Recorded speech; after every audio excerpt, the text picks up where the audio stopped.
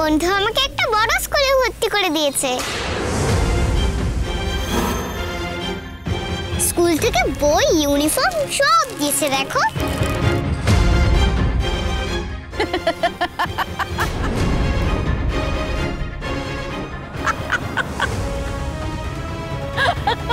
কি সত্যিটা ফাঁস হয়ে গেল তো?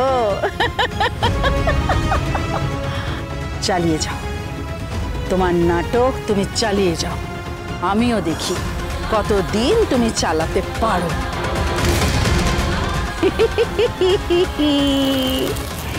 কি মজা, কি মজা, রাজা খায় ব্যাঙ ভাজা।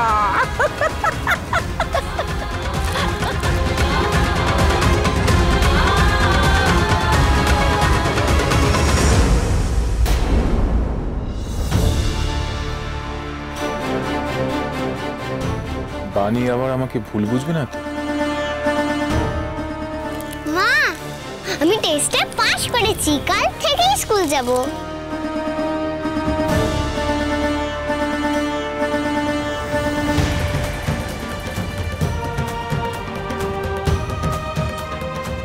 আপনি আমার মেয়েকে স্কুলে ভর্তি করেছেন? কে বলেছিল আপনাকে আমার মেয়েকে স্কুলে ভর্তি করতে যেতে? ও মা, বন্ধুটা ভালোই করেছে।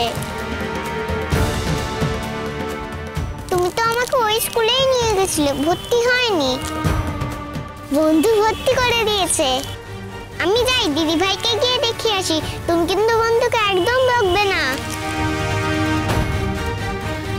আমার বাবাকে কেড়ে নিয়ে শান্তি হয়নি না? এবার আমার মেয়েটাকে কেড়ে নেবেন আমার থেকে। কেন? কিসের জন্য? আপনি ব্যাপারটা এভাবে দেখছেন কেন? আমার একটা কথা বলুন, বাড়ির সকলে বললো আমাকে ওকে স্কুলে ভর্তি করতে, আমি ওকে শুধুমাত্র নিয়ে গেছি। আজকে যদি আমার জায়গায় পিনাকি মেশো, মাসিমুনি বা দাদু ওকে নিয়ে যেত, আপনি এইভাবে বলতে পারতেন? পারতেন না তো? আপনি কেন বুঝতে চাইছেন না?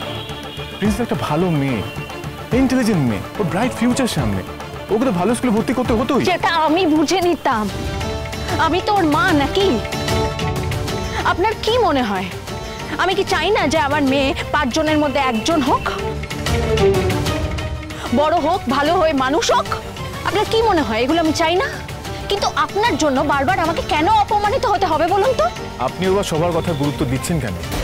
হ্যাঁ, আমি তো কারোর কথা শুনি না। দেখুন, প্রিন্সেসের ভালোর জন্য যা যা করার দরকার আমি সেটাই করব। আর এই ব্যাপারে আপনি আমার বিষয়ে যা খুশি ভাবতে পারেন, তাতে আমার কিচ্ছু এসে যায় না।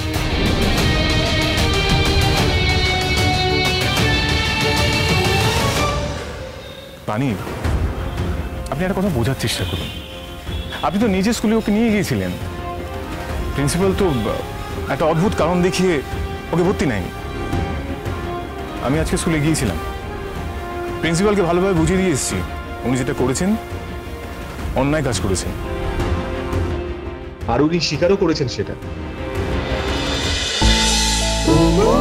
ও মোর দরদিয়া, সোম থেকে রবি প্রতিদিন সন্ধ্যে 7টায় স্টার জলসায় ও জিও হটস্টারে।